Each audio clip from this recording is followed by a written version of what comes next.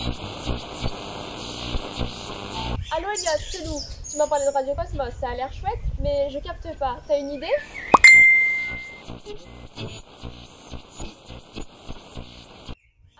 Salut les amis, moi, vous l'aurez compris, c'est Elliot. Enchanté. Pendant les 3 prochaines minutes, je vais être votre guide. Nous allons embarquer pour un tour d'horizon rapide de l'univers fascinant de la radioastronomie. Astronomie comme astronomie. Ok, tout le monde suit. Mais radio?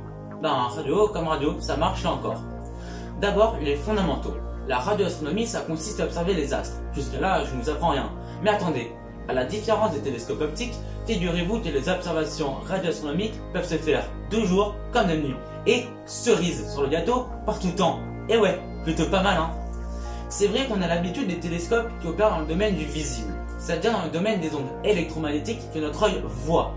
Cependant, ne perdons pas de vue qu'il existe d'autres rayonnements invisibles, soit, mais tout autant détectables. Tout est une histoire de longueur d'onde. Les voici justement répertoriés dans un graphique appelé le spectre électromagnétique. En étudiant ce spectre d'un peu plus près, on comprend que la nature des ondes est partout la même. C'est la fréquence de ces ondes qui varie, les rendant plus ou moins énergétiques. C'est là aussi que nous réalisons que scientifiquement parlant, green tartine et passer une radiographie, c'est presque la même chose. En résumé, l'univers brille dans le visible et bavarde en radio. Traquer ces bavardages en les étudiant dans toutes les longueurs d'onde disponibles, UV, infrarouge, rond gamma, rayon X, nous permet d'ouvrir une véritable fenêtre sur l'univers. C'est un peu comme si nous disposions d'un super pouvoir. C'est en combinant l'ensemble de ces données qu'il y a une 60aine d'années, des chercheurs ont notamment découvert les pulsars. Pas de solution universelle malheureusement. Il faut tout d'abord bien comprendre que chaque instrument est construit pour observer dans un certain domaine de longueur d'onde. La première fonction d'un radiotélescope, c'est de capter des ondes en quantité suffisante pour permettre leur détection. On cherchera ensuite à déterminer la direction de la source d'émission, puis enfin être capable de distinguer deux sources d'émission légèrement différentes.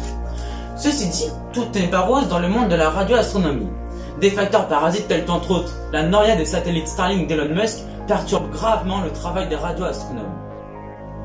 Je ne résiste pas, pour terminer, à m'adresser à tous les petits bidouilleurs qui m'écoutent et à leur présenter une expérimentation qui fonctionne. J'ai testé pour vous. Sachez qu'avec des clés USB type RTL SDR ou OpenCube, munis d'un filtre et d'une antenne faite maison, c'est toute la bande hydrogène qui se trouve à portée de main. Et voilà comment on se retrouve atteint du virus de la radioastronomie à la maison.